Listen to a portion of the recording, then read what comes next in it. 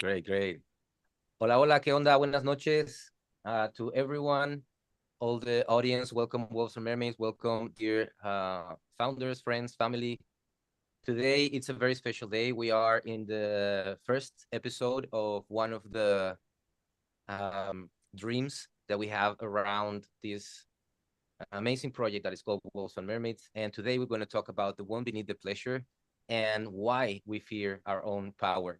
This model is a mastermind. You know that in this type of events, what we do is we are craving for collective wisdom. I believe that we are holistic entrepreneurs and investors, that we are in one point in halfway, and we for sure have lived successes and failures all around these topics about our podcast. But what we love is that probably our experiences can our successes, our failures, our stories can help others, to that probably are in the same point to reach another level. And for sure, I'm also coming here to find probably some answers in your own journey. So thank you again, and we will start with a small meditation to ground ourselves. So welcome, Mario. If you can please guide us. Thank you.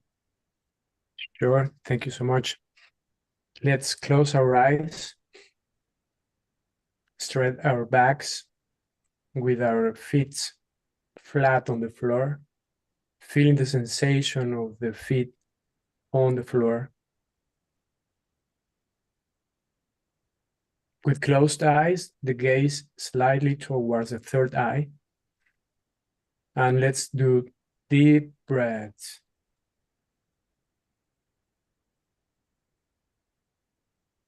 Inhaling in deep breaths, holding a bit. Perhaps 3 seconds is okay. And then let go, exhale. And when you exhale, relax. Inhale again. Feel the air coming, the air fresh coming through the nostrils. Holding. And then let go, exhaling and liberating the tension perhaps in the back of the neck and the shoulders. And continue inhaling deeply. Holding. Exhaling. And perhaps you want to make a ha. Relax the body.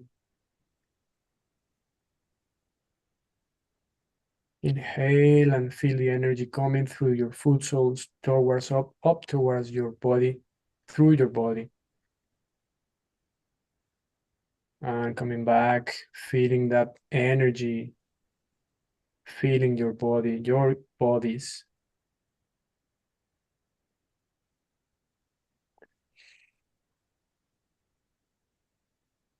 And when we exhale, we want to relax even more, perhaps the mind, relaxing the mind, the thoughts, and the emotions. To be able to connect with this present moment.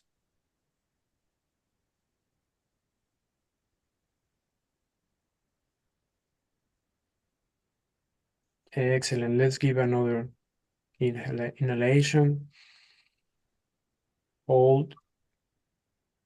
Exhale. And this time, let's exhale also the first chakra, where is the perineum and the anus. Relax that area. And make it aware that it's relaxed.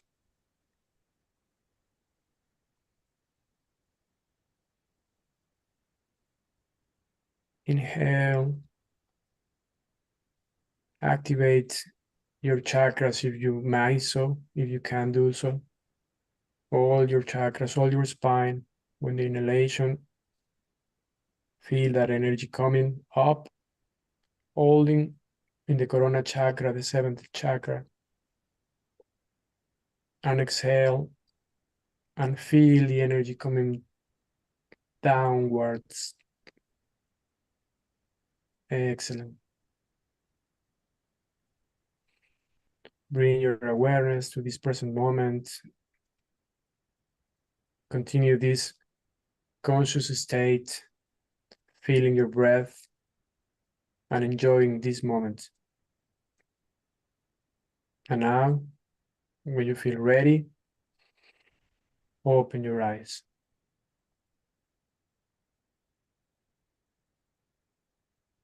Thank you, brother. That's amazing. Love it.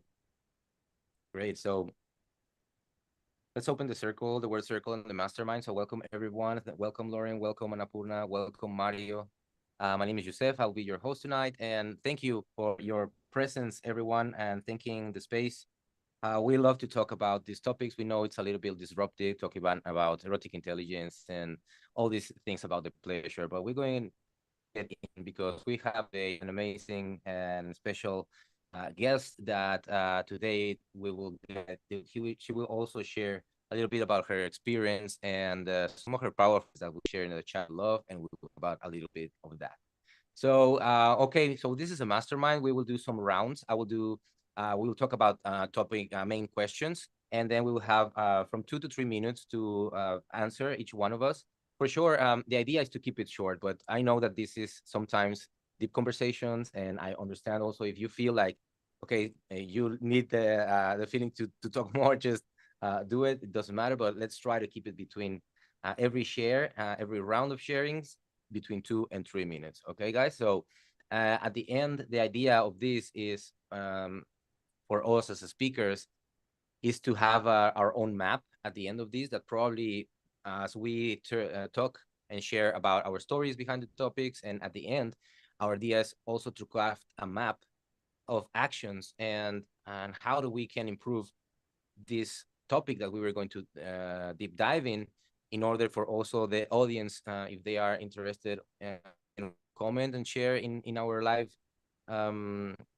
session. If you are interested on learning how to do this type of thing, just follow us and try to answer the questions in your own journey, and also listen to us because probably there are some experiences that relate, and maybe we can help each other with that. Okay, so let's start. The first round of this podcast is to present ourselves. Let's talk about a little bit of who we are and what we do. And well, I would love to start with our special guest. Lauren, I would love to introduce yourself, but I would love if you introduce yourself. I just want to say that we've been knowing each other for a little bit, and I just feel that your passion around the erotic topics and all this type about sexual energy, it's amazing, and I inspire a lot of your contents out there. So welcome. If you can tell us a little bit of who you are and what you do. Yes. Okay. Hello. Thank you for having me. I'm very excited to be here and to share insights, and hopefully that I can offer a new perspective for some folks who are tuning in as well. So I am a feminine dating and conscious intimacy coach, and I love talking about this topic of pleasure. Something I will start you off with is that I really see pleasure as a resource rather than a reward, like something that we have to work for and is earned. And I really think that that goes along with the theme of this week, as finding your own power through pleasure is really being able to use it as a resource. So I do that as I help my clients. I help women align their dating lives so they can meet partners who they can really open up to receive love, and then to build a conscious, deep connection within their relationships. And a lot of this has to do with, you'll hear me talk a lot about like energy and how we transform emotions. And so my work is all about raising the frequency, becoming more of who you are. It's an authentic, pleasurable, time and place to be here in this life. And so like, why not live into it as much as we can? So that's really the work that I do. That's amazing. Welcome, Lauren. It's really Welcome. exciting to have you here. And I love you. your phrase, pleasure is a resource, not just a reward. When I listen it from you, it really sticks. And yeah, thank you for being here with us. Okay, Anna, welcome. Thank you. Yeah, special welcome to our guest today, Lauren. And really quickly, who I am and what I do. I'm Annapurna. Basically, I am involved in the sale of Ayurvedic meals, basically for backpackers and nomads. And I help Indigenous people empower themselves by sharing their message, their skill set, and also their products, their wares that they have for sale, so that these cultures can keep living. And I'm really glad to be here today. I think there's a big rift between men and women in the online space, especially. And for me, male and female empowered relationship and family really is what leads to the healing of the planet.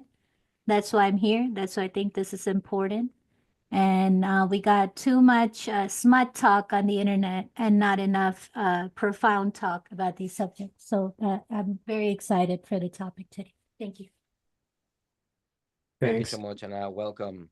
Mario, welcome, brother. Thank you. Thank you so much. I consider myself as an awakening being. So this is who I am now. And what do what do I do? I help people in the awakening process, and also being able to step forward to talk about the things that need to be talked. And that's who I am right now.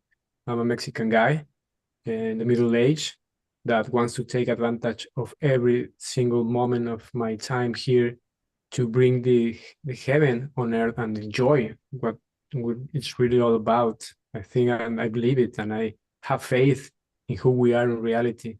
So enjoying is my thing now. Thank you so much. Thank you, Mario. Welcome.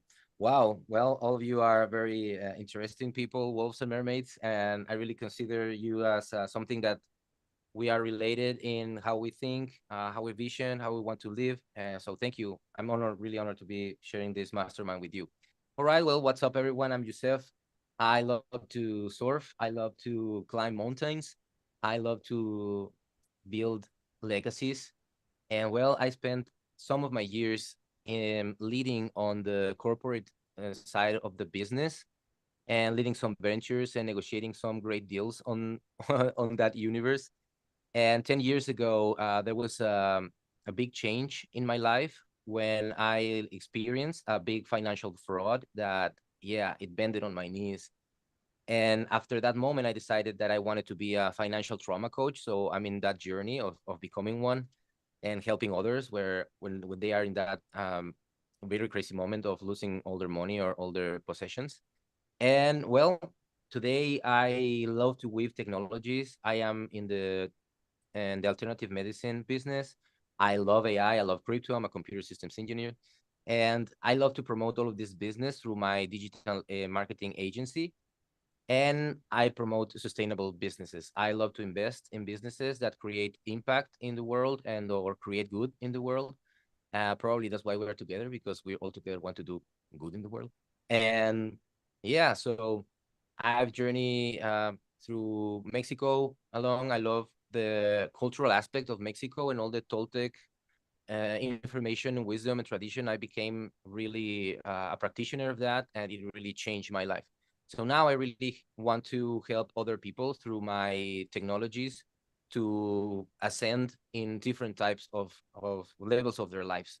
And this movement, Wolves and Mermaids, was founded on an amazing journey with a beautiful mermaid where we dreamed pretty much of being to have freedom in our sexual energy, to have freedom in our finances, to be able to be free to live in amazing communities with other like-minded people. So welcome all of us. It is amazing to have you here. So let's continue with our journey. Okay, so let's deep dive into the topic. So we're talking about the wound beneath the pleasure, why we fear our own power. And there are different ways in which we can address this, right? We could probably talk hours about these topics. That's why I tried to crunch it in small questions so that we can be able to share a little bit about all these topics, right? So the first thing would be the impact of the hidden traumas. We talk about the origin of the traumas, and I believe I will start this round in order to also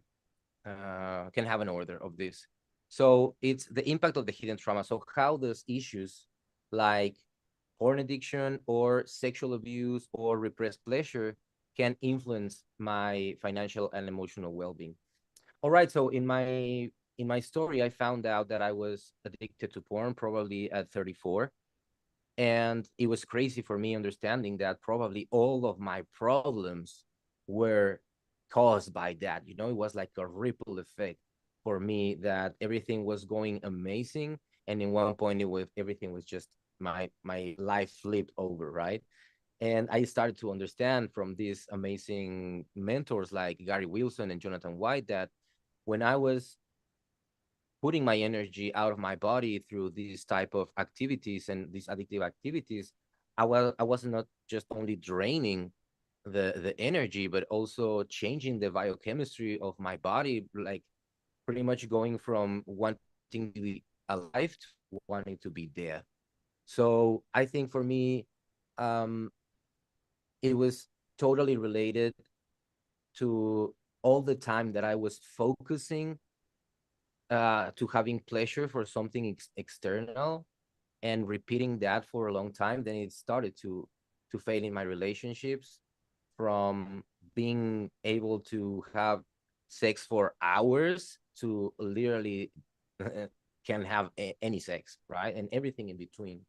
So I think it has a profound impact on men that, like me, we grow it being educated by porn. You know, it was the only thing available, and I thought that it was okay, that it was right, even in the point where I started to watch it with my own couples, right? Because it was the only way sometimes to get excited. So it was crazy for me to understand that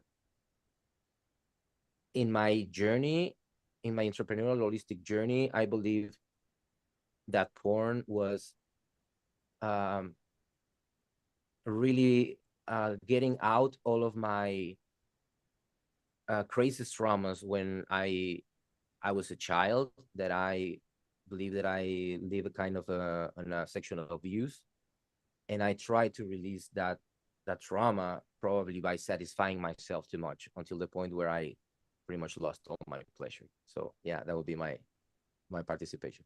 So next, Lauren. So what do you think? How do issues like porn addiction or sexual abuse or repressed pleasure influence financial or emotional well-being from your own journey? Yeah, thank you, Yusuf, and thank you for your share to start us off too. So for me, first and foremost, I see either porn or repressed pleasure, sexual abuse, things like that. They become an obvious distraction, or a limitation. And sexual abuse being a different type of thing, where it's like, okay, yeah, that's something we need to also address.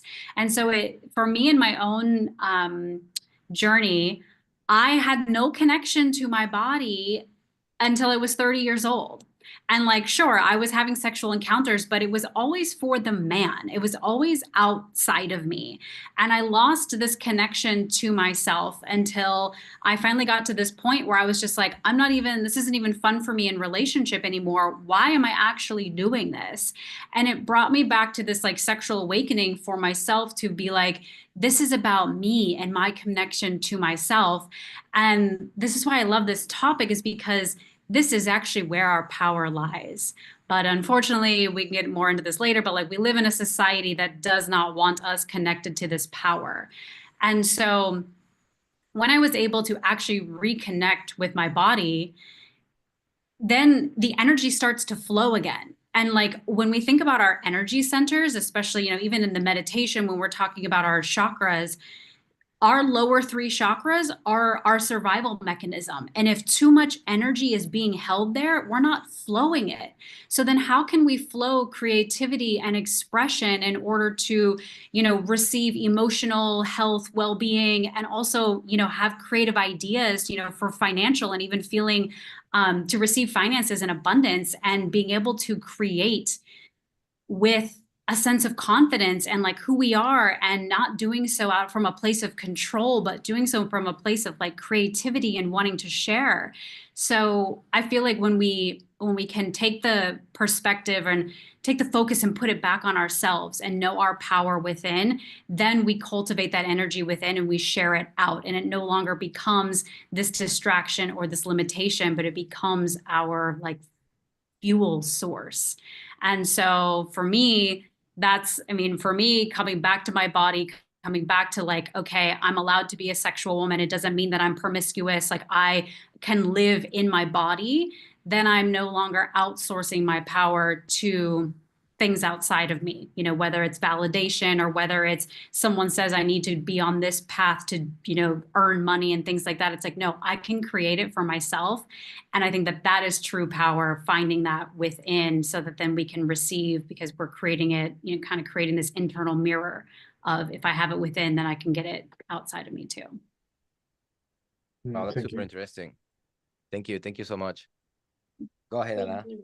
Thank you for sharing that, Lauren. So my story is going to be similar to that of Lauren. And I wonder if Mario and Yusuf are going to have a similar story. Let's see.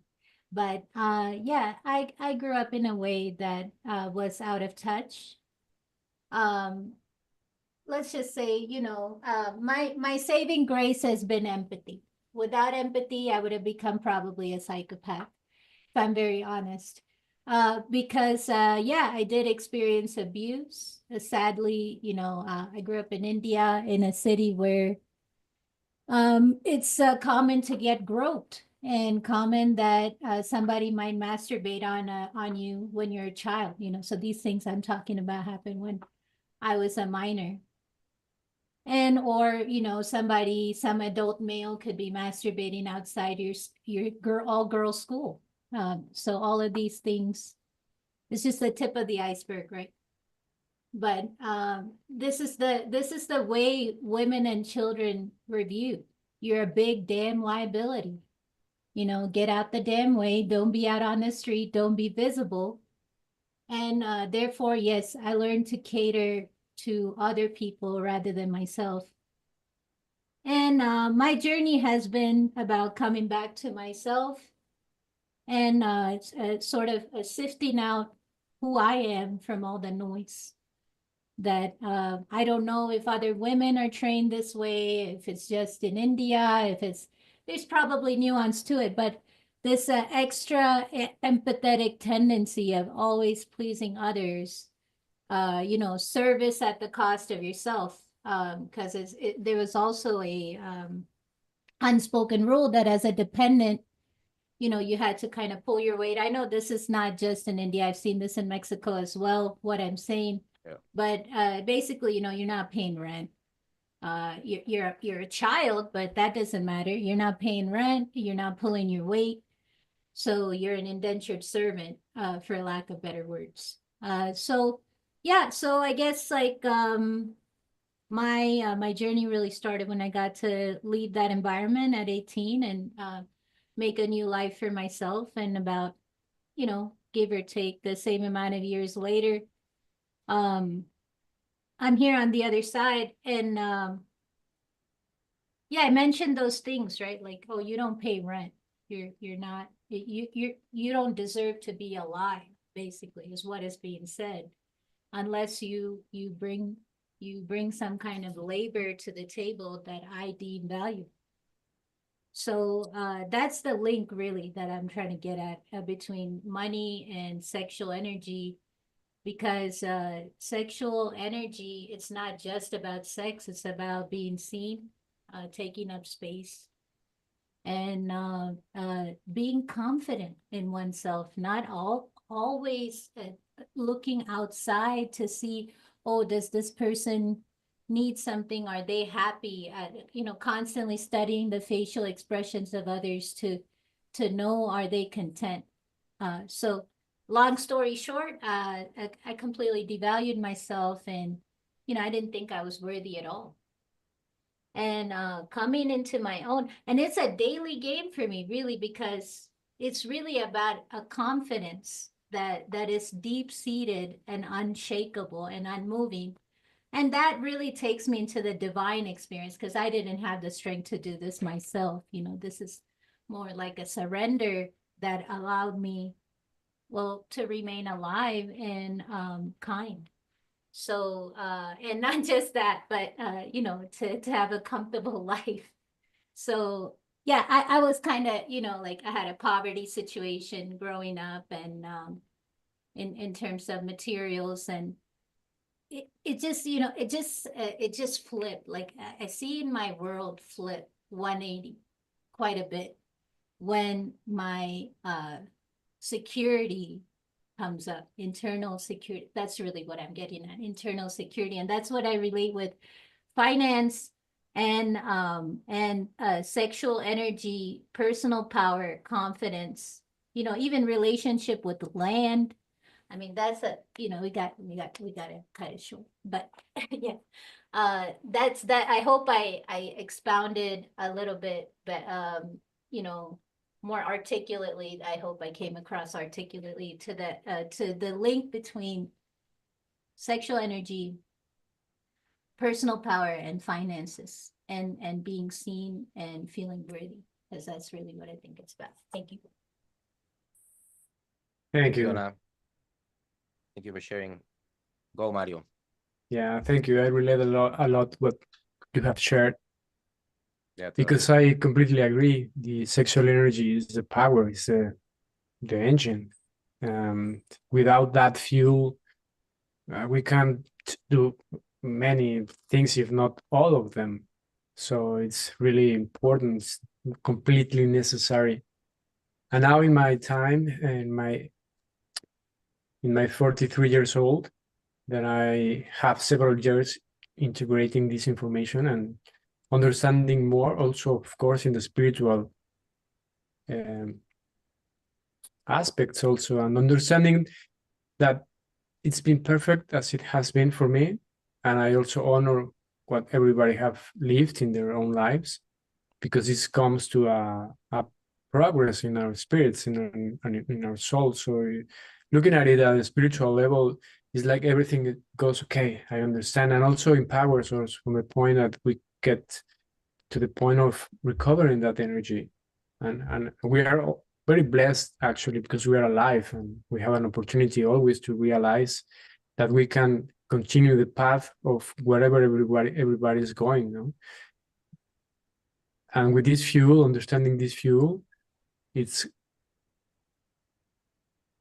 from which point, from which level of this energy I'm creating, because we are all the time manifesting. We are manifestors with our intention and with our emotions, and also with our actions, and also with what we're talking about, what we're speaking, sorry. And when we don't have this energy, when this energy is mistreated, and then what we create. So it's a, how do you call these words? Libre albedrío, free will. Free I don't will. know if, yeah, Free will, it's correct. as it's been taken from us with all these experiences. And I have had approach to pornography when I was very young, like perhaps 6 or 5 years old. And I've been also more aware of the language that I speak, and we used to call, at least in Mexico, and I understand many places in the world, I lost my virginity when I was 13. Now I say I had my first intercourse, sexual experience, physical experience when I was 13 years old, so I was a child. And this energy, having access to this energy without any teachings, got me into a trap for many, would say, decades. And also with all that mistreatment on lack of respect, that I am taking charge of all my life right now, acknowledging it. And I understand all the failures that I have in everything, actually, in the economy, and in my relationships, and my health, and my mind, and the reality I was creating. And even that, all the blessings that I have give me this acknowledgement to change the path, because in the other way it's been a beautiful path, but I know I can make it more beautiful now that I'm integrating it. So it's completely related to the economy. Also the emotions from which I live my life. If I don't have my sexual harmonized, erotic, I am not intelligent erotically, but then I am math, or that I am sad, or I'm tired. So it's completely related from that to me, to the finances and the emotions. Thank you. Thank you, all of you, for this way of sharing it. I don't know how to say it, but it's like rawness and heart. And I know that we have different paths. We have different paths. We have different stories, but we all relate in one, the same vision of having freedom, of having pleasure, of being willing to express, to understand all this information yeah, because it's not easy. We don't talk about this stuff in our homes, in our schools, in everything. And at least in my story, I start to grow up, and then it's like, oh my God, this is the first time I'm actually talking about this and expressing about this. So thank you for all your shares, and for the people that is listening, probably you also can relate to some of the things that we are saying individually, and you can look for more information about ourselves in our social medias, and you will have at the in the description of this video the links to our social medias in case you are interested in learning more, because you can feel probably it's very easy to talk about this stuff, but I know that you here, guys, you have worked on this stuff. You understand your healing, you understand your trauma, you went deeper on what probably a lot of people say about it, or what your parents or whatever, and you decided to move forward, understand it better, heal it, but not just that. You were willing to share it with more people in order to, yeah, probably we can prevent that other people goes bad experiences, or probably we can say them to make it in a less time. Okay, so let's go into the next question. This is very interesting. So let's talk about the roots of sexual repression. That no, I love conspiracy theories, and I love disruptive things and all that stuff. And I think my last conclusion about how can understanding ancestral and societal sexual repressions can lead to greater abundance. All right, so I will start. That is a question. So how can understanding ancestral and societal sexual repression can lead to greater abundance? It's like understanding the why. For me, at least in my journey, I started to I think it's two topics for me, two zones. One is mutilation of my body with circumcision. Wow, that's another topic that we will talk about a lot in this transmission, circumcision. And this well, that I understood first was mutilate uh, in just a moment, just waking up or arriving. I don't know. And I used to thought that this was good. Actually, we used to make fun about the men's in my school that they didn't have a circumcision because I was on a Catholic school, right? So that's my second point. The religion. I wrote a Catholic school that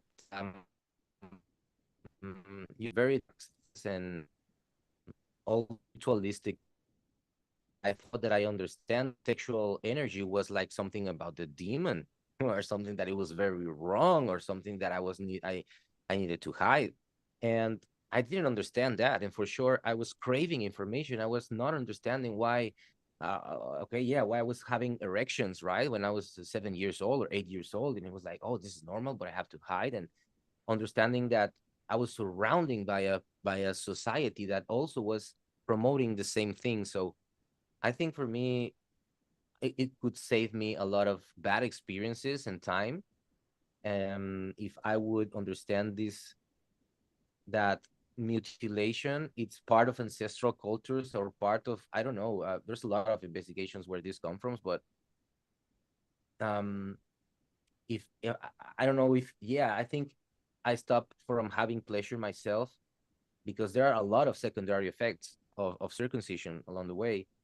And yeah, I think I diminished my power from that part of not really experimenting for pain or whatever.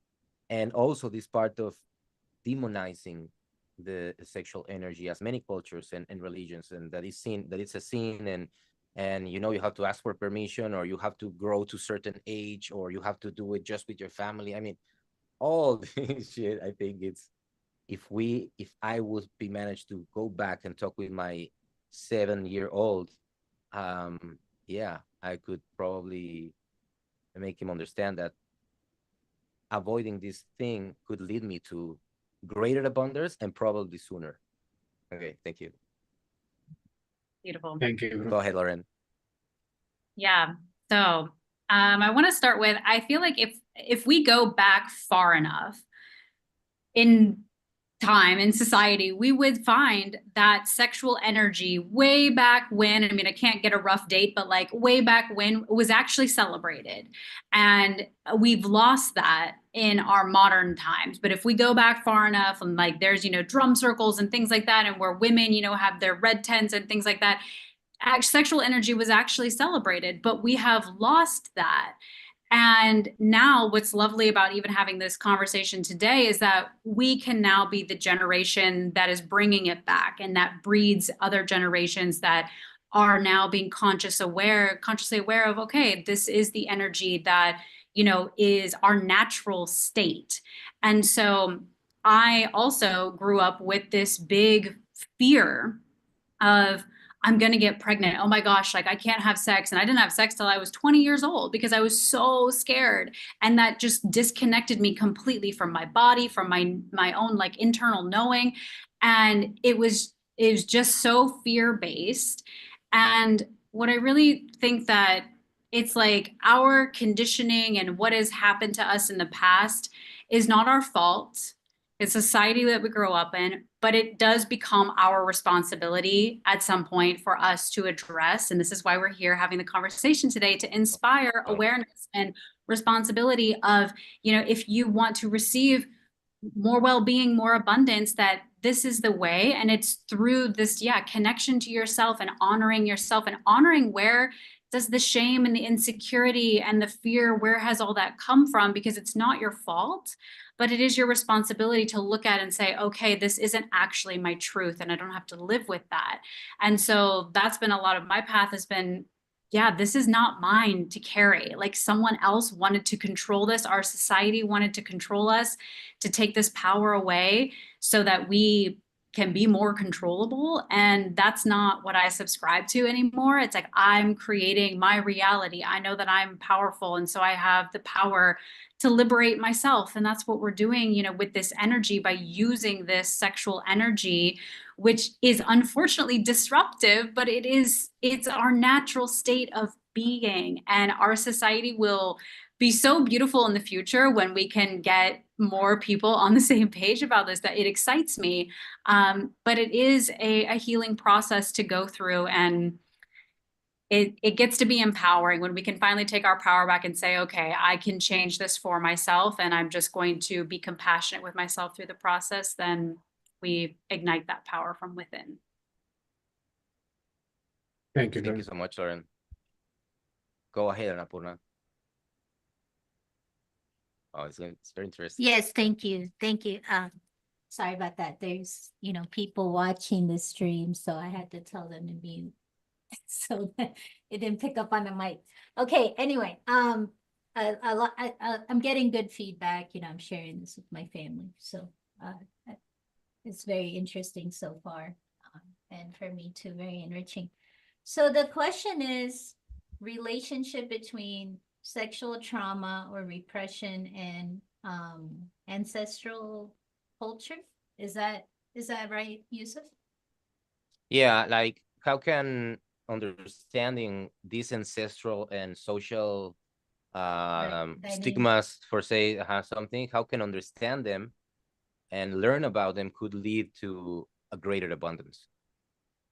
Right, and that's been really important for me, because I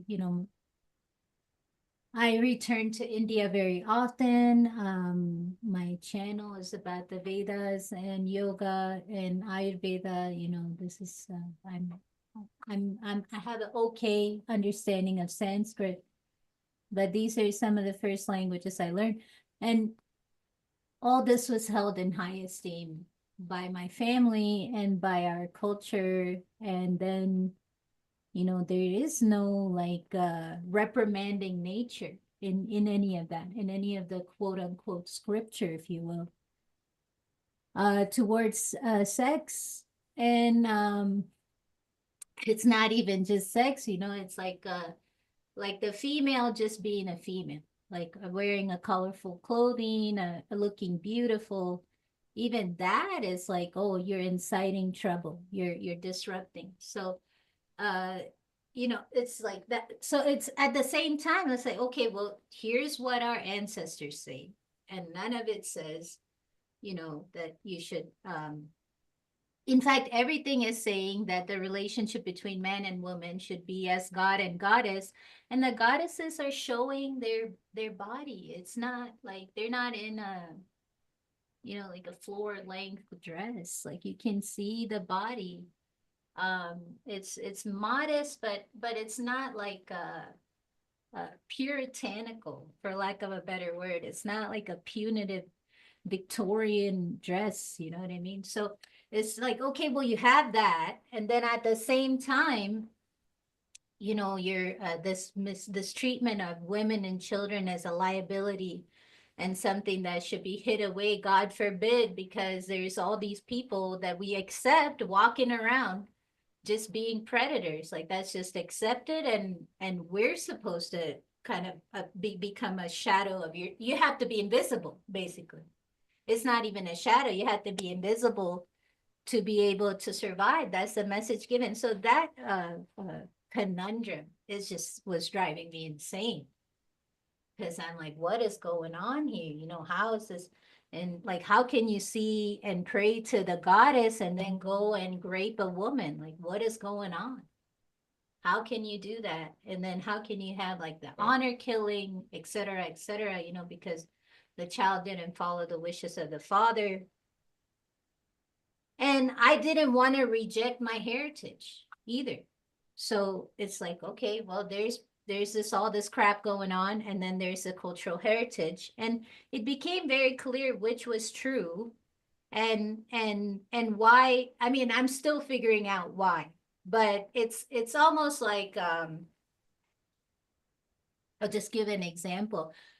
Like women are dressed modestly in India, but then and of course, there's no dating at all. Yeah, that's another thing. I guess it's changing now, but there's no dating, there's no sexual encounter before marriage, even though it's not like people weren't falling in love 5,000 years ago. It's just there's stories of love between forms of God and goddess. So they came up on the earth and fell in love. So why can't we? It's just anyway, it was in short driving me insane.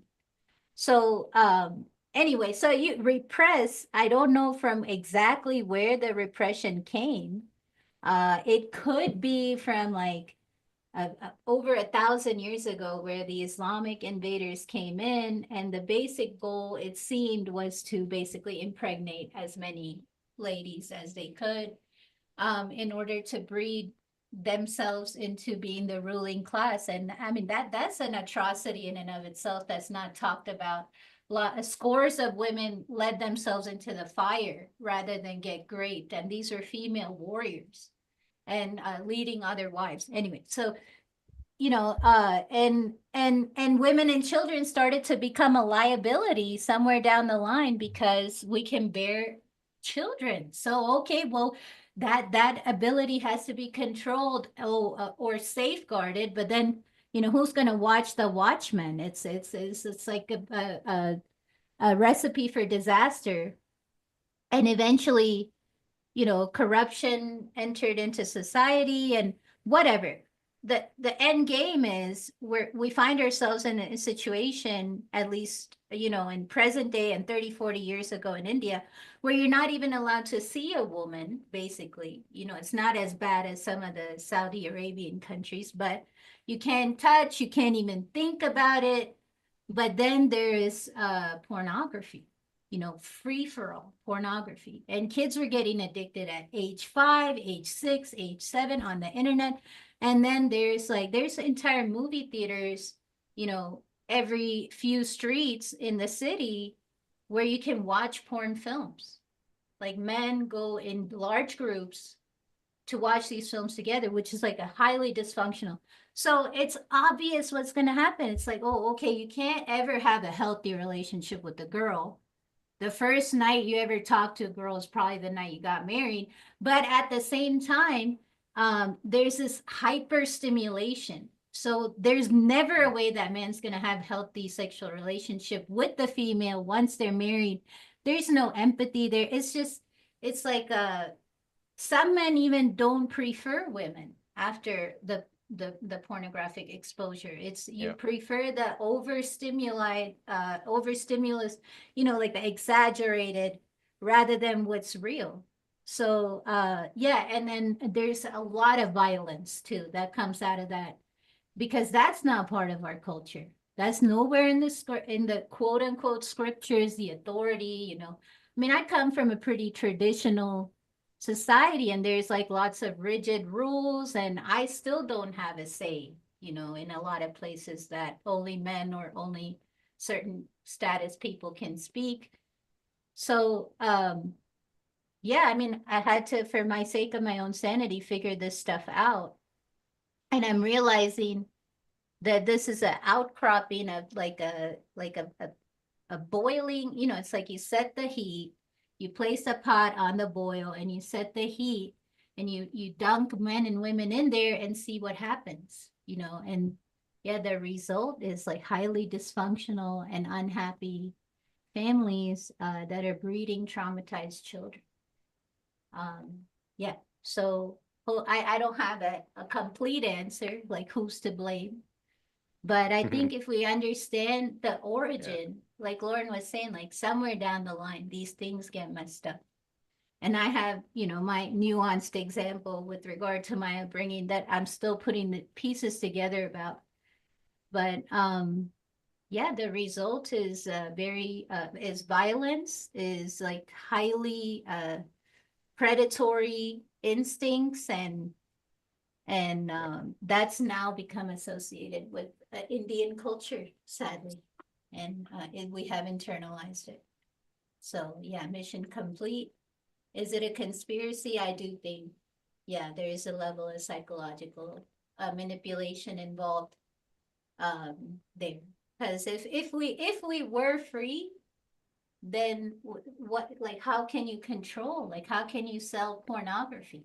Like, what are you going to sell after that? I'm sorry. Okay, that's it. It's okay. Thank you. Thank you. It's very interesting. Thank you for your shares. Welcome, Mario. Adelante. Thank you. Yeah, it is interesting, and the time is also rushing. I know. Because we were going to do this podcast for 40 minutes, but we apologize with everybody because these topics, of course, we want to express everything, and perhaps it's the time, no? So let's not focus on the time. The people will connect or not. I feel that these topics are really, really, really connecting, because this is it, connecting also with my answer, trying to do it in 2 minutes, this ancestral thing, and how acknowledging this connection, especially with the guilt in my case, that's been really, really present in all this sexual experience in my life. Why is it that I cannot enjoy these beautiful gifts that we have in our bodies, in our divine bodies, also honoring all our ancestors that have, thanks to them, we are here and we are able to be free and enjoy. And why is it not that possible? So from that point, it's like getting rid of all those layers of guilt and shame, that I forgive myself and forgive them, and at the same time feeling gratitude for being able to honor them, acknowledging it and working on myself, because my call is, this is it, as you mentioned before. What if this is the time? And what if it's 2012 is starting acknowledging this energy, and later on, when we heal these 3 chakras or whatever we call it in our bodies, then we are going to uplift this energy. And in my case, I've been able to awaken my Kundalini in a way that I've been able to know what is beyond these physical bodies, and it's amazing. And it's all, of course, nothing compared with an orgasm that is going to last 10 seconds and is never going to fulfill this need that I have to know my real inner core of reality of my truth of who we are in the cosmic spectrum on and the God aspect, and it's beautiful. It's amazing for me to deep dive in this from the sex energy. So completely related, acknowledging to forgive and to give thanks to what I have to do. That is this moment, doing it right now with you, sharing all these really profound topics. Thank you, guys. This is amazing. Can I say know. something? Sorry, I'm Yeah, out of please. turn. Yes, Go ahead. please. Go ahead. Go ahead. I wanted to say that a lot of anger builds up in us, and maybe feeling of impotence and guilt, like Mario was saying. But I said my empathy saved me because it was what allowed me to observe. I mean, let's face it, I seen some pretty bad folks, and experienced some bad people that, I mean, like some people say you should just kill, somebody does something like that, just kill them, whatever. But somewhere down the line, I was given a gift that I could see why someone would go and grape. And it's common. I mean, this is, like my mother, grandmother's generation, basically, if they had sex, it was great. There was no consensual in their entire life. So it's what causes an individual to want to do that?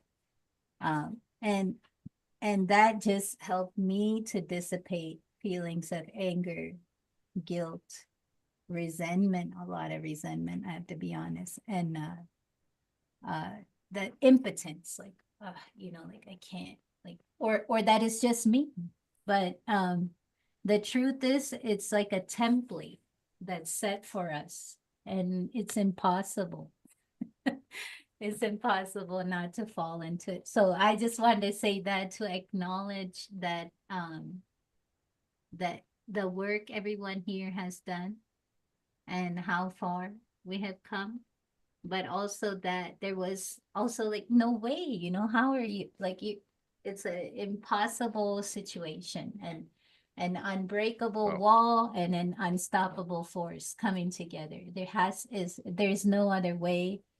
And I guess that's what Mario brought to my attention, that to give thanks for these very uncomfortable, extreme, maybe some might say bad experiences that have let us here. Thank you.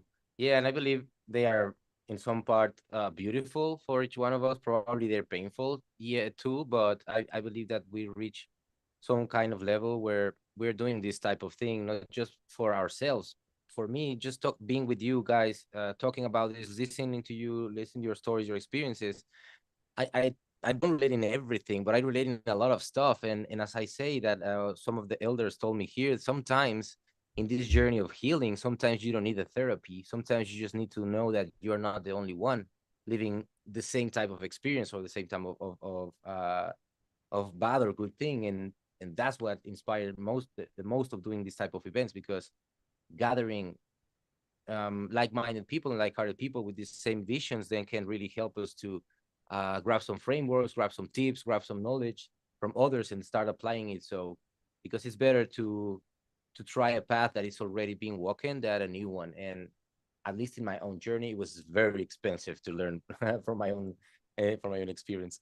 All right, so let's go to the last questions and the close of this, right? So the fourth question would be like the consequences. What are the consequences of this disconnection? We're talking about wounds behind this displeasure. We're talking about probably all the reasons why we fear of this stuff, right? All the ancestral repressions, all the thing about the trauma itself. And I know there's deep conversations about this, but there are consequences, and probably you mentioned a lot about it, like guilt and shame, ED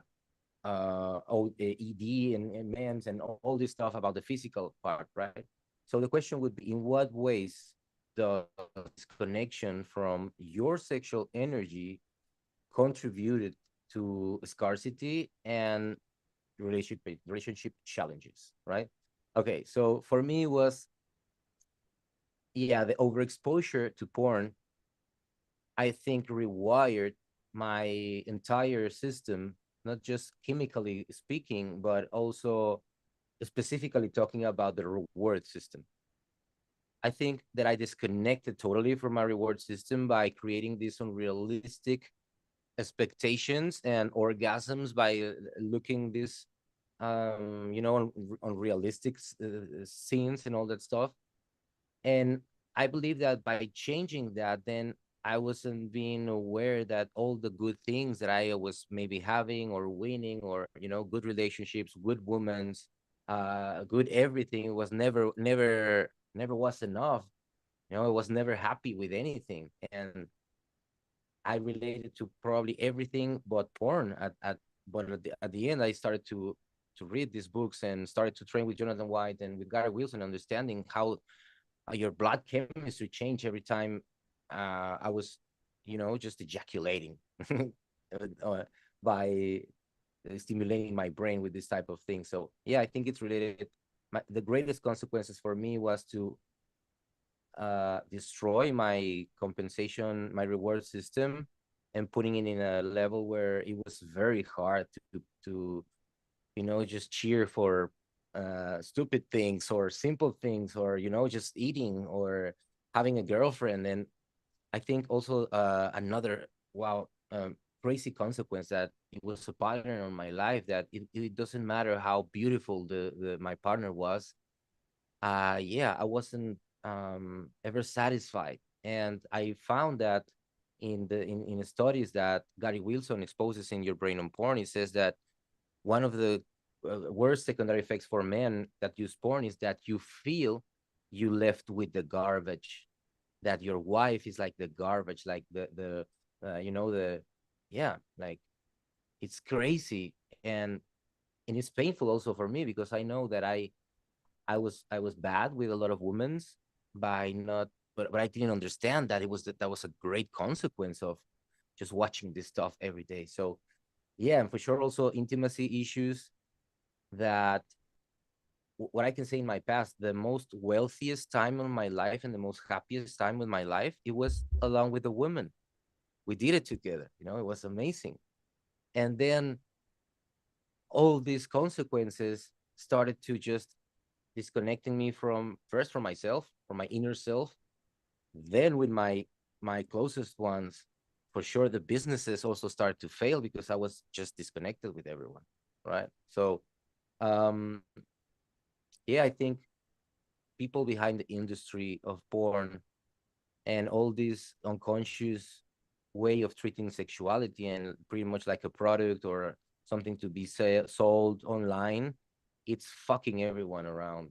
And pretty much whatever you would say about more kids and more people in the young stages, they're starting to be stimulated by this. And wow, that's why I really want to take this word to the most people that I can, because if I could change the story of a child that can avoid all these consequences of disconnection and suffering and all that stuff, we can probably, yeah, one of the biggest dreams of Wolves and Mermaids is to continue as men and women ascending together, no more separation between men and women and all this stuff. And at least in my journey, that was a consequence. All right, thank you. So Lauren. Yeah. Thank you. Yeah, one of the biggest consequences for me on my journey has been a lack of self-trust. And I knew all through my 20s that I wanted to work for myself. I wanted to do my own things. I wanted to create, but I did not have a sense of self-trust and internal safety within myself. And also, so I stayed in the system. I stayed in, corporate jobs that I didn't want to be at, that I didn't feel good at day to day. And then I also stayed in relationships that weren't serving me. And I would just stay too long because it was like, well, I'm just trying to be married and have kids by a certain age and just, want to be accepted and loved and validated. But all of that was not from this true connection with myself. So it was all inauthentic. The work I was doing was inauthentic.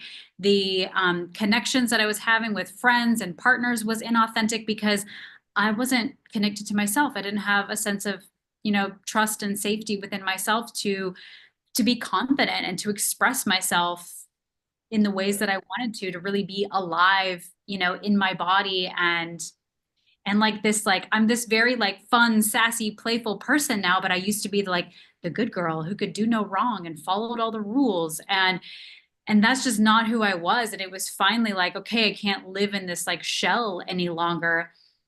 And it became a performance that is exhausting. And I just could not keep it up anymore. And it's like something's got to give, at a certain point. And it's like I just desired connection with myself over everything else because I was just like, I guess this life has to be for me first and foremost. And that's what really kind of woke me up and was like, okay, I have to start prioritizing myself and putting myself first. And I was lucky, privileged to have that, the ability to do that. Not everybody does, or it comes to it at whatever time they can in their life.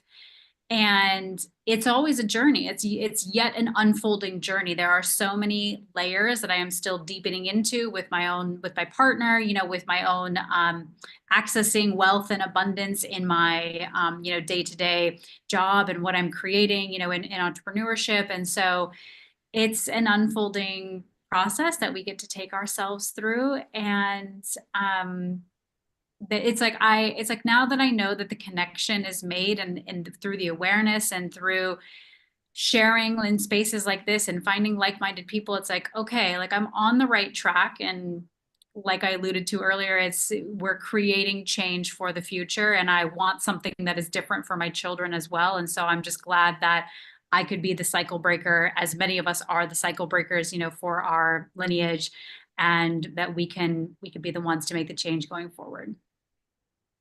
Oh, I love the cycle breakers. Thank you, Lauren. Go ahead, Anna. Thank you. So this the connection, the way I want to address this is that it's like a sexual disempowerment at a young age when you bring it, when it happens as a minor. And most of us here, at least me, Mario, Yusef, have experienced sexuality really young. So, and in my case, it was completely involuntary. And it was just, this kind of being at the mercy of the predatory instinct. But that gave me an inkling very early on, this wrong notion, or I call it wrong now, but that just untrue, that I'm not worthy, that I should not be seen, and I'm simply not worthy, that I can never make ascent in my life. I can never do anything of value. And the truth was, I was doing a lot of work for these people. Like some of the men didn't know how to use a computer. So I was their technician, I was doing their Microsoft Words. And as a kid, I'm saying, and things like that, like sorting out somebody's business cards for 5 hours, like that's unpaid work as a child. You don't know that. You think, oh, what am I worth? I don't have a degree. I don't have what these people have. But yeah, that disempowerment struck me really young, that I would never amount to anything like the adults because I was nothing. But then I was actually so many things for them. I would put, it was just, the list is insane, but things like choreography for, what is it, cultural events that we have in India. It's just a rolling thing, like that happens in every household. And Like all of that costs money. Like I know today what a choreographer charges, but I didn't Yeah. as a child.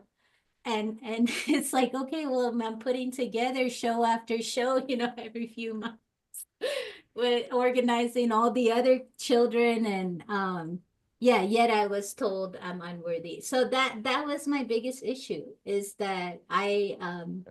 actually am very capable.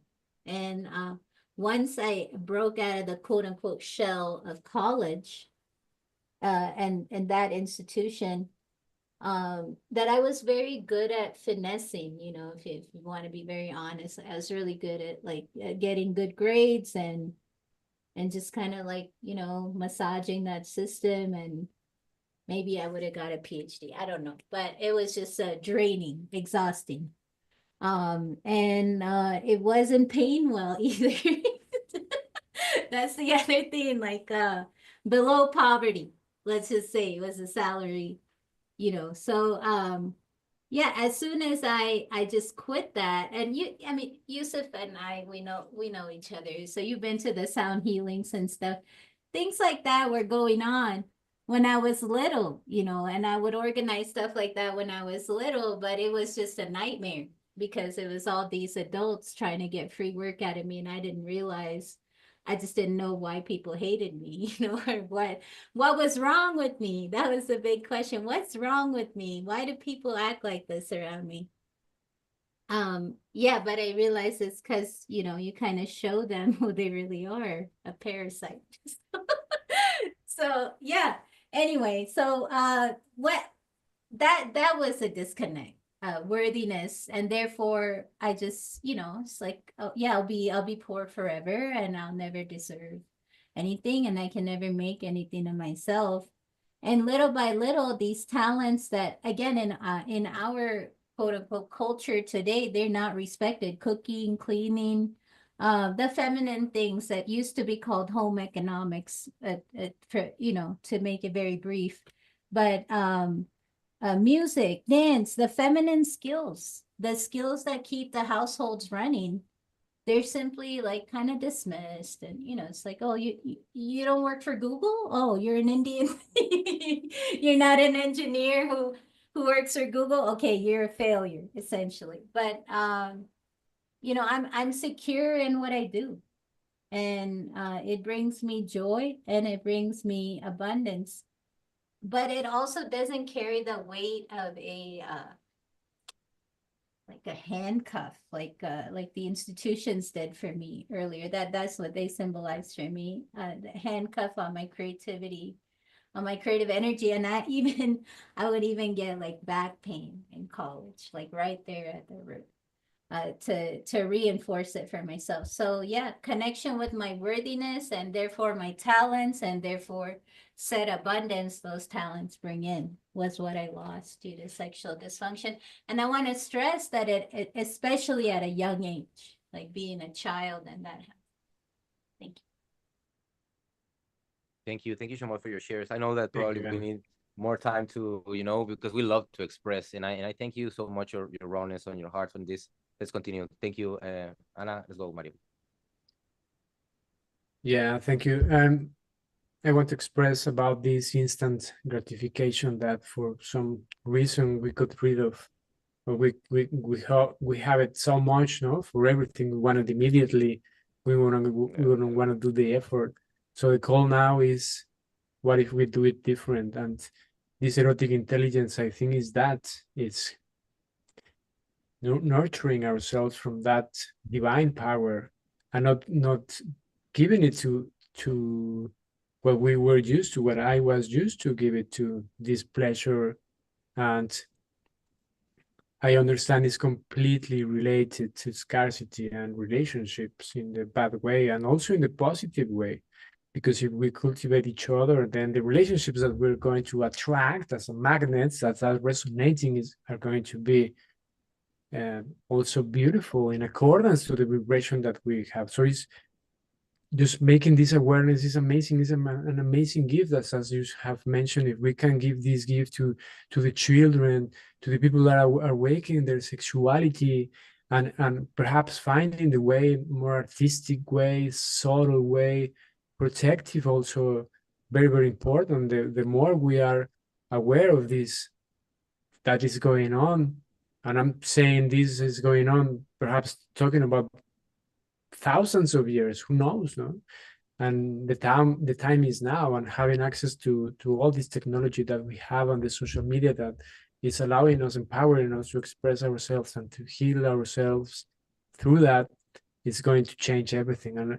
And again, it's, I think, many, many blessings that we have, that putting intentions of cultivating this beautiful energy, we're going to change everything so rapidly that we're going to be amazed, and I am going to be amazed, and I am amazed when I cultivate my energy, all the things that happen around me, and I look at myself in the mirror, and all these guilt emotions that chased me for many, many years in my life, they go away. It's like, in a way, they don't not interested in me anymore, and I say thank you for that. No, so I change these things. I do the effort, I put my will, I put my intentions in another things that I do want in my life now. And it's, again, I think it's perfect what I have lived, and the darkness that I have lived through that, no? Because I have had these experiences that later on we will share more on that, but I also have deep shed, as Joseph likes to say.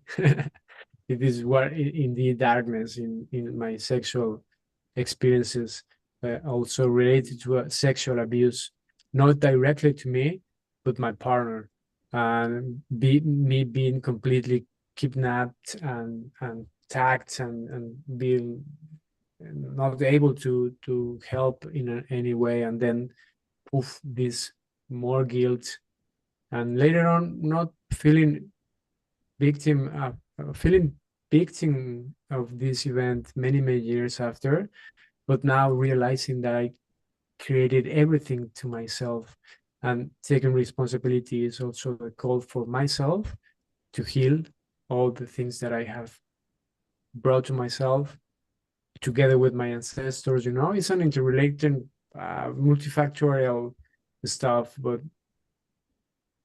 making it aware and reading it, also healing it, meditation helps a lot. We know about that more, so we will bring many things and tools and people that we are a family focused on this, and it's going to be a lot of creativity in the process to increase our energy to be more creative. So it's going to be more of the beautiful. Great. Thank you. Thank you for all your shares. All right, I think we're running a little bit out of time, but let's close this. And I just want to thank you again, because a good consequence always comes from everything, right? And in one point, doing this type of masterminds was part of the consequences. And I'm really happy to, all the teachers that we have, all our sexual teachers that bring this today here. I think it's because of higher purpose that we know we have. And yeah, guys, I just want to congratulate you for being bold to come here and just speak about it, because I think the world needs more of this. The world needs more of expression. The world needs more of understanding that there's people around that, we have wounds. We have wounds around the pleasure. We've been lied about the power behind this amazing energy, and probably that's why media sales fear over there, right? Because as we all said, we want to be controlled through this. And the good thing is that we are here to bring good consequences. And, we're going to end up with this. That is, I called it the vital map. When I heard about a map of someone that it's probably in a place where I want to go, probably more the way. And then I built my own map, because we're in a mastermind. So we're going to build a map around this topic. And probably this could be something that can help other ones, right? I heard about a map of someone doing masterminds about this, and now I'm here doing the same stuff. So yeah, let's try to share So a small brief about the topic around the wound beneath the pleasure and why we fear our own power, give a little brief insight. Then, a map needs a current status, a current position, a point in the future where you want to go. What do you need to be there? Like, what are the skills or the whatever you need to be there?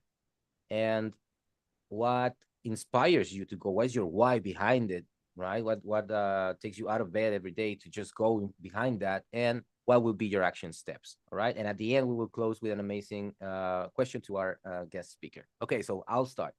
My visual map, okay, fast insights about this thing is that I need to understand my wound better because I think that's the only map I have, and I have to be very thankful of my, because that's the only starting point. It's just a starting point for me. And I have to understand more what it is, what is the type of play I want to feel, and try to go through conscious relationships. And just be like when I was a kid, when before I got stolen from this super powerful, trying to go back to that moment. And yeah, it could be something that everyone says a lot about, that you have to connect with your inner child, but I think pleasure it's about that, at least in my own journey, to just be free. All right, so where am I now? So I'm in a position where I know that I need to work more on my wound, but not to heal it, but to understanding how to empower more people with my own journey. I know that I am halfway in pretty much the three topics that we shared here. That is sexual energy, finances and business, and community. I think that I'm halfway, and I have reached some peaks of success, but also big failures. So I think that now in this part, I'm focusing on how to extract this knowledge that I have on how that I heal this trauma to addiction, to porn addiction, and be able to share it in a way where I can really connect with people and really help them to avoid this crazy addiction that is everywhere. So where do I want to go? I really want to master the way of I give pleasure to myself, but also how can I understand the pleasure of my couple, and not just in a sexual way, because I know that my friends has also pleasure, my dogs has pleasure, my nephews has pleasure, and I have to be able to understand that um I want to go where a place where I I know that I can express the way I feel pleasure in a good way, not being judged by anyone, and that also could probably be someone that inspires more people, to say, oh my God, if these guys are feeling pleasure in this way, I'm related to that and I want to go feel that pleasure. So that's where I want to go, like to find communities and build communities around joy, around adventure, around living good, living well, and being able to speak about this stuff, and make it a community thing. What do I need to go there? I know that I need a community. That's why we are doing this type of masterminds, because I know that I can go by myself. Yeah, I can reach some levels, but I know that I need a community, that I want also a community. It's one of my dreams to be able to grow with you guys, to be connected on time, and also be accountable of what are our actions to really go there. So yeah, what inspires me, I think I lost control of my sexual energy and I almost killed myself. I almost commit suicide because of this, and I don't want to feel that again in my life. And I think that, because that's why I also love to live. But I remember that moment where I lost the control, and I felt it like I wanted to die. And that's one of my whys. Sometimes I get inspired by pain, not just to go to the pleasures. Sometimes I want to escape from pain, and that serves me a lot. And yeah, my action steps is just to be disciplined, to try to walk more the walk, because I know that I'm not perfect. And sometimes even though I am out of porn forever, sometimes I still feel attracted by digital stimulation, not seeing women itself, or it's not that I masturbate when I'm working, but sometimes I feel pleasure when I am connected with technology, and that's something that I'm working also with. So that would be my action steps: to be connected with the tribe, be accountable with someone, and also be clear about what are my goals in this step. That's why I need a map. That's why after this, I check my notes and I say, okay, I do this pretty much every week, guys. I have a map for all my weeks. What am I going to do? What are my steps? And I think this could also work for a lot of you. I hope that my journey works. And if it doesn't, take what serves you, throw what doesn't. And thank you for hearing me. And let's continue. Next, go ahead, Lauren. All right. Yes. So where am I now? I would say on my journey, I have found this connection to myself. I have the awareness, and where do I want to go? It's like, I really want to deepen my connection so that I have an ability to receive pleasure in my body on a new level, and then also for the creation within my business, within my coaching community that I'm in. It's like, I want to be wildly known. I want to create a ripple effect. I want to help women also transform this energy for themselves. And then I also have goals within my intimate partnership as well. And so together we are focusing on a tantra style connection. And so yeah, I think that that's also one of the tools for like, how do I get there, is within deepening, and being able to receive within intimacy. I think my partner and I are getting there through practicing like a neo-tantra type of relating to each other, really, slowing down and being tender, and versus, what we commonly known as like, friction-filled sex and things like that. So that's something different. And then on the abundance front of like creating my business, what do I need to get there?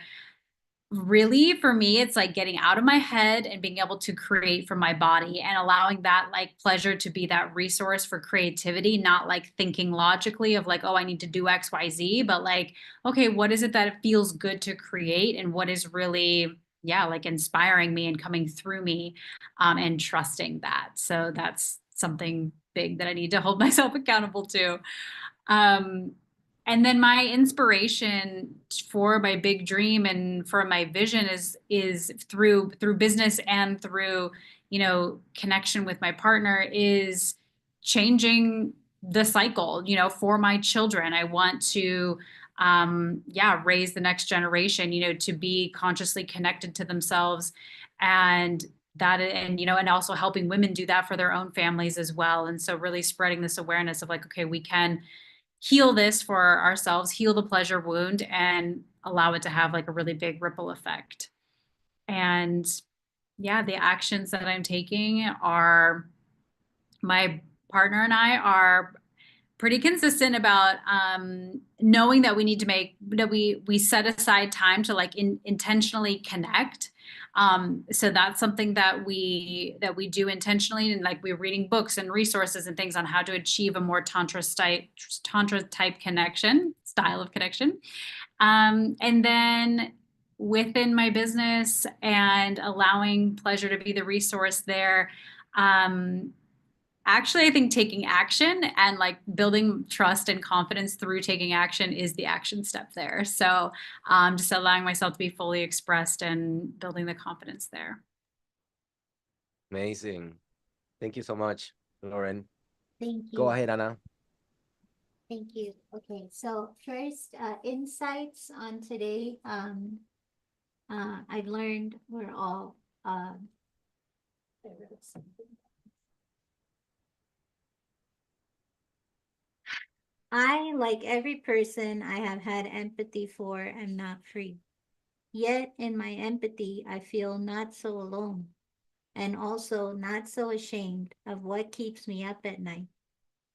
Because these are the same things, the same questions, the same traumas, and the same need for freedom, maybe even agency, that keeps everyone up at night. We get sick over them. We spend our entire livelihoods and lifetimes over them. And we adopt surrogate activities to fulfill the need for them if we're not able to meet that need. So yeah, we're born into this world. It's clear to me, and your sexuality is under attack from the time you're born. There's no escaping it. And we had to come through to even the point of realizing, oh, something's not okay. That's to me, that's akin to breaking out of a prison, more or less. And for some reason, we were born into some kind of a prison, and here we are. These conversations to me are like the shackles falling off and opening the door and walking into a bright sunlight. Yeah, and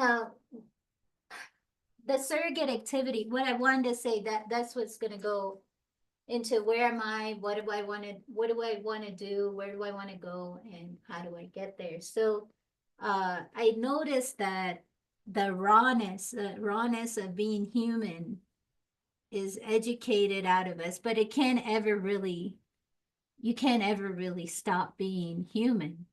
So we adopt surrogate activities to fulfill that raw need for agency or power or freedom. I don't know. To me, those three are the same thing, really. I just want to be human. I just want to be, quote unquote, left alone, right?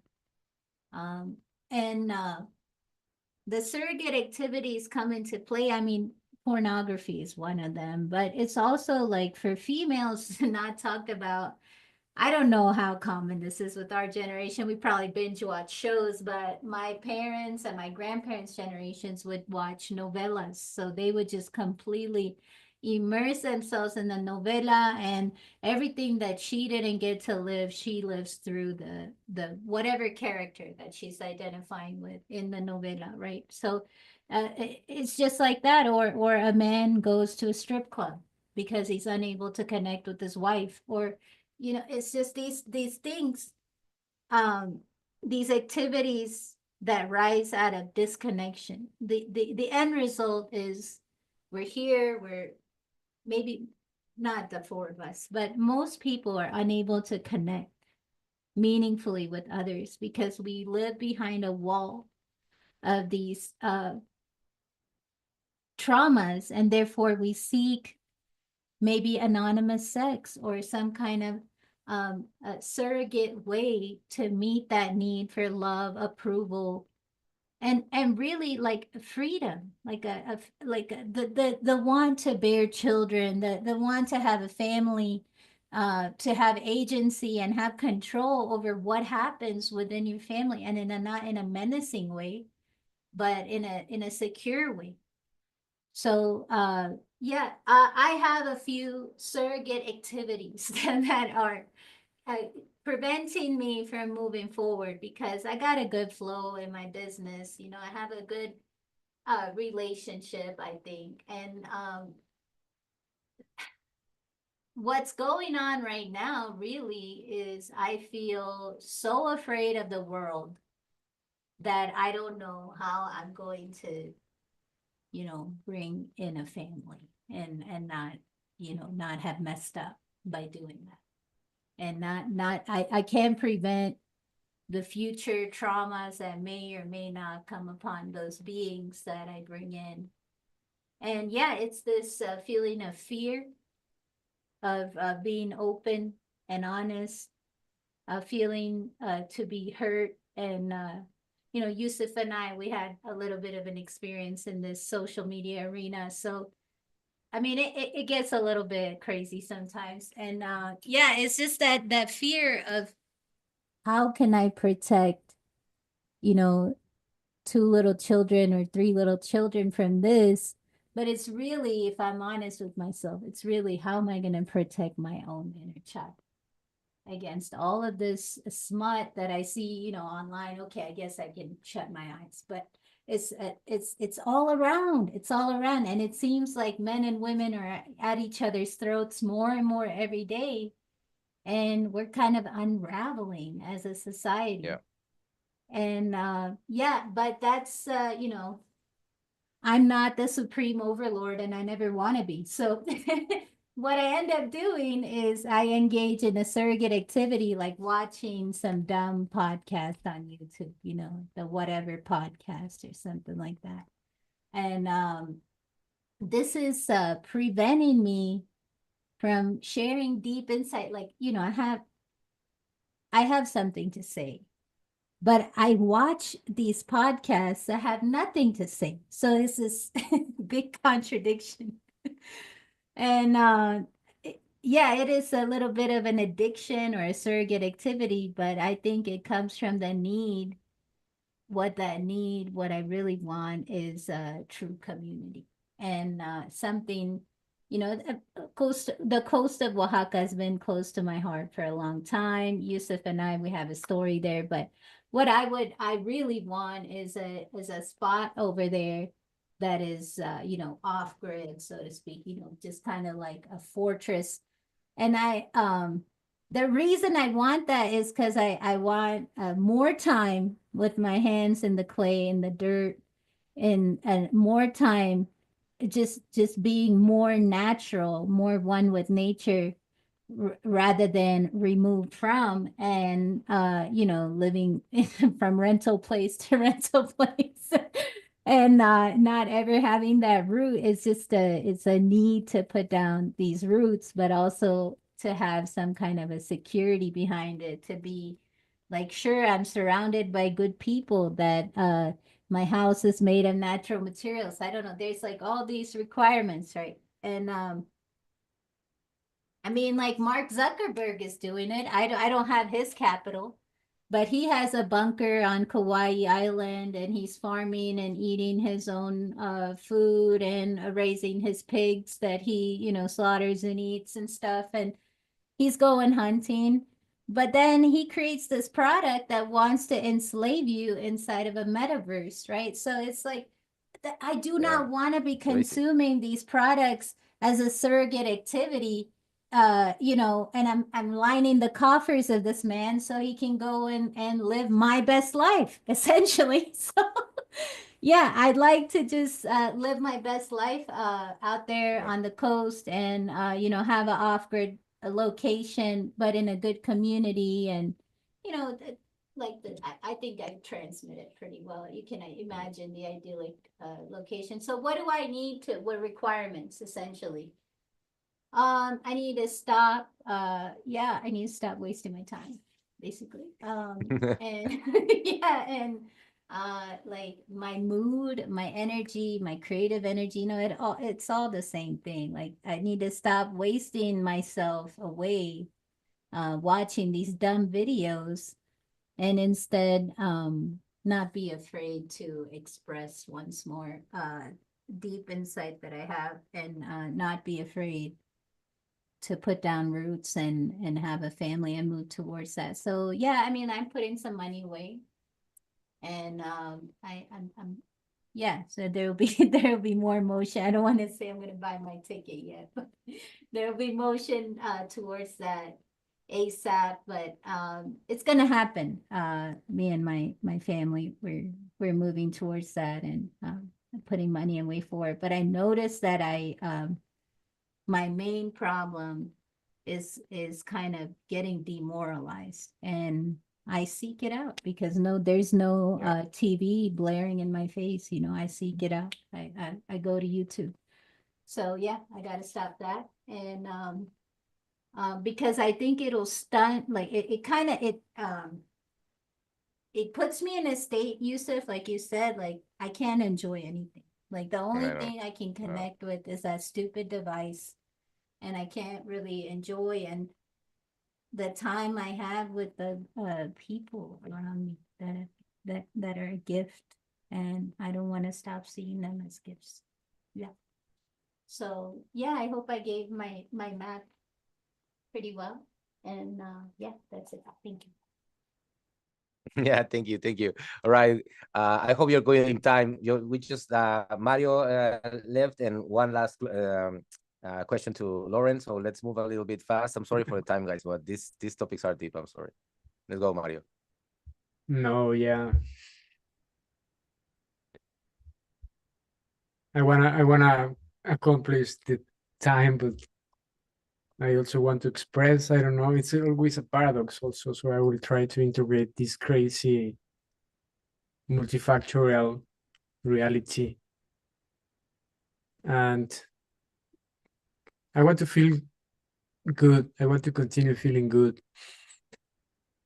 And I am really, really pleased and satisfied of just breathing and continue being aware of the breath, because it keeps me knowing that I am continue this path wherever it leads, because there is no answer really, no, there is no point of beginning or no end, and we know more about that. So everything is quantic, and the breath just gives me the relaxation that I need to continue doing whatever we have as humanity and myself and creators as we are, that we need to.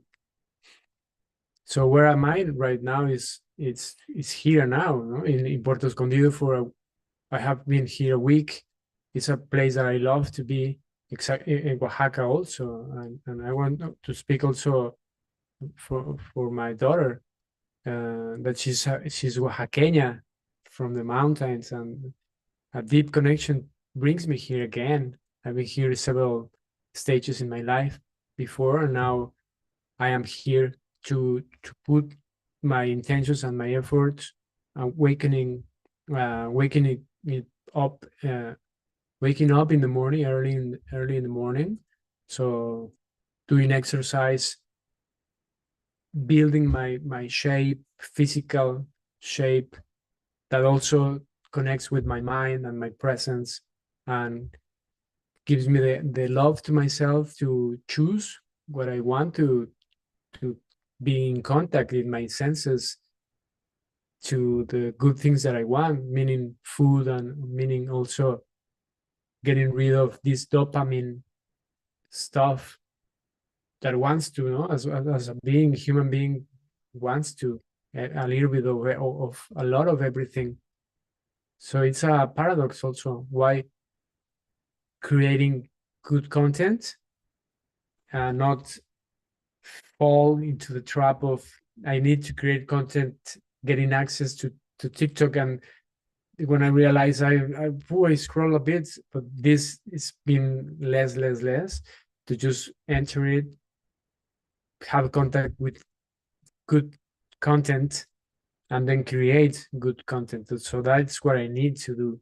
I know that I need to build my personal branding more, and talking more of how I feel, who I am, where I'm going, what I'm doing, sharing it through social media, and helping also with this amazing technological stuff that for many people is a monster, no? But to me, we have a big technology to use it. And also mentioning my daughter, today she had a sexual workshop in her school at 11 years old. I think it has been the second one. And she shares me then very naturally that in her school, they have been sharing all this information. I went there last year for another, for parents, and we were taking penises and vaginas, and this facilitator talking more free about this stuff and recognizing that we are sexual beings, and it's connected to the pressure. So I am really happy that these topics have been outside also, and in my inner circle with my own child, and I feel really honored by privilege of seeing that is through my ancestors and through me and to my descendants. No, I don't know if it's the right word, but my daughter, and also connecting it with the divine. Where am I going? Realizing more and more that through my meditation and my yoga and all these things that I have mentioned before, I love to meditate and connect with another things, another realms, and honoring also to God that I'm doing my thing, I'm doing my job, and I'm honoring also who I am, to that that I feel that is happy when he looks at how am I feeling. No, there is no more masks, although we can hide ourselves a lot as human beings, but we can choose not to have more mask and being what we are doing right now, more transparent. And also that transparency, okay, this is me, God, this is what I'm thinking right now. I know you are me, I know you know everything, so this is what I'm thinking, this is what I'm feeling, this is what I'm saying, and this is what I'm doing. And I feel happy that although there is a lot of things to do, I am walking the walk, and more and more. And community also, I think I need more community. I think more accountability. And we are also walking the walk through that. Creating Worlds and Mermaids, it's also creating the steps. So as a community, we will push us forward, and there will not other way but to continue, even though the all the paradigm, the paradox comes, and the monsters come, and the ego will tell no, you deserve this, or no, you are not worthy of anything. We will be able to tell, no, I know now that you are not the voice that I want to follow. And everything, it's just a matter of continue the work that we're doing, inspiring. It's the inspiration is an spiritual word, no? It's inspired is being connected to the spirit and then expressing. I think that connection to the spirit and emanating it to around us. So it's going to be to more people, but also more circumstances that resonate with that inspiration. So my inspiration comes from my meditation. I've mentioned it, and from the nature as well, and all the beauty that we have, and all the beauty that I recognize. I love the beauty of women, and now I see it different, no? And it's as men, it's really overwhelming the beauty that women have. For men, that beauty can drive us crazy. I know it for a fact for myself, and now I think it's also more respect to that energy, and perhaps not looking at it that long, respecting it and honoring it, and also working in my divine masculine also, and recognizing my divine feminine. So I could keep going. Actually, there is a lot of things to do, but we will continue. No? We'll continue tomorrow, and then the day after, and so on. This has started, and this is a special point in my life in this moment. So I'm really motivated, really happy. I leave it there. Great, thank you, guys. You did more like a TED talk, but that's okay. Thank you for all your time. It's time to close, and yeah, we're gonna end up with the last question for our special guest. And I just want to tell you that this is the podcast, is the blueprint that we are crafting to embodying sovereignty to learn from other entrepreneurs, investors, and business owners that we are blending sacred sexuality, wealth alchemy, and sustainable growth. So please deep dive into our Wolves and Mermaids Foundation community so that we can continue promoting this talk, these uncomfortable talks, but raw talks and conversations that can demystify sexual energy, unlock financial independence, and explore the future and regenerative real estate and conscious communities. So for us, wealth is more than money, power is more than control, and pleasure is more than indulgence. Thank you for being here. Please, Annapurna, the last question.